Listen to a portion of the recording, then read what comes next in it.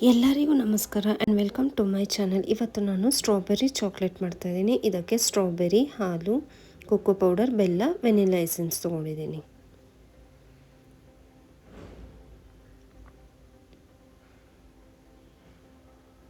ಇವಾಗ ಒಂದು ಪ್ಯಾನ್ಗೆ ಹಾಲನ್ನು ಹಾಕ್ಕೊಳ್ಳಿ. ನೋಡಿ, ಇವಾಗ ಹಾಲನ್ನು ಸ್ವಲ್ಪ ಬಿಸಿ ಆಗಲು ಬಿಡಿ.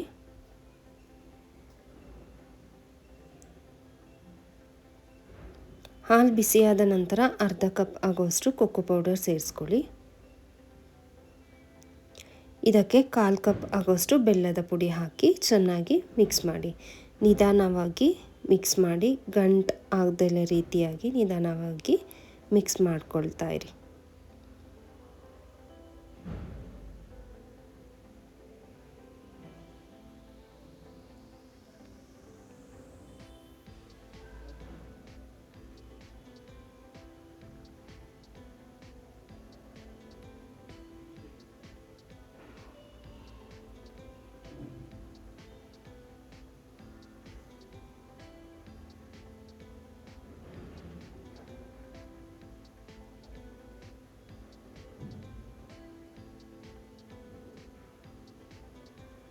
ನೋಡಿ, ಇದು ಇವಾಗ ಚೆನ್ನಾಗಿ ಮಿಕ್ಸ್ ಆಗಿದೆ.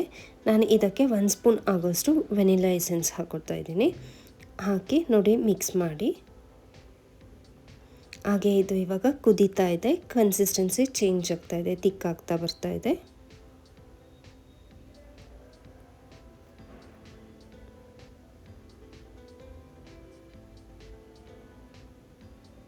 ನೋಡಿ, ಈ ರೀತಿಯಾಗಿ ತಿಕ್ ಆಗ್ತಾ ಇದೆ.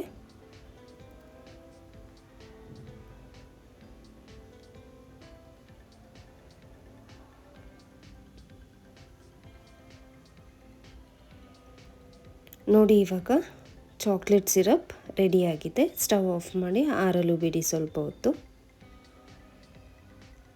ನೋಡಿ, ಇವಾಗ ಆರಿದೆ. ಇವಾಗ ನಾನು 2 ಗ್ಲಾಸ್ ತೊಗೊಂಡಿದ್ದೀನಿ. ಇದಕ್ಕೆ ಸ್ಟ್ರಾಬೆರಿ ಹಾಕ್ಕೊಳ್ತಾ ಇದ್ದೀನಿ.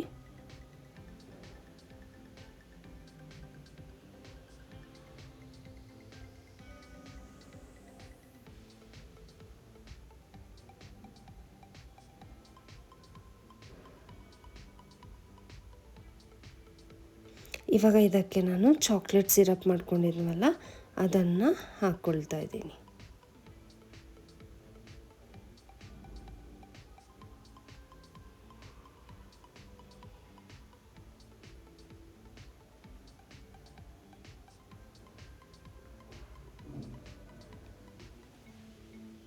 ನೋಡಿ, ಈಸಿಯಾದ ಸ್ಟ್ರಾಬೆರಿ ಚಾಕ್ಲೇಟ್ ಡೆಸರ್ಟ್ ರೆಡಿಯಾಗಿದೆ. ಈ ವಿಡಿಯೋ ನಿಮಗೆ ಇಷ್ಟವಾಗಿದ್ದರೆ ಲೈಕ್ ಮಾಡಿ, ಶೇರ್ ಮಾಡಿ, ಹಾಗೆ ಸಬ್ಸ್ಕ್ರೈಬ್ ಮಾಡಿ. Thank you.